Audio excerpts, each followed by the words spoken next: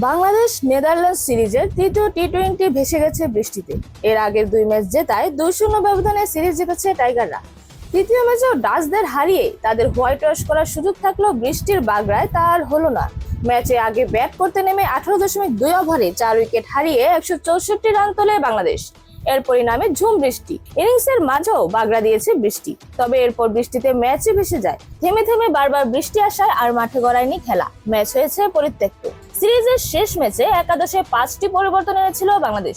Match শেষে পুরস্কার বিতরণী অনুষ্ঠানে টাইগার অধিনায়ক লিটন দাস দিয়েছেন এত পরিবর্তনের ব্যাখ্যা।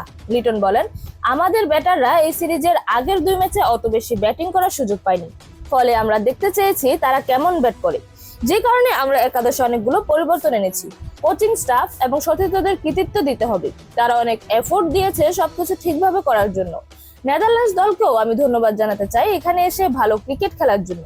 আমি নিশ্চিত তারা ভবিষ্যতে অনেক ভালো ক্রিকেট খেলবে। 3 ম্যাচে টি-20 সিরিজের প্রথম 2 ম্যাচে জিতেছিল বাংলাদেশ। সিরিজটা শেষ ম্যাচ 2-0 ব্যবধানেই জিতেছে টাইগাররা।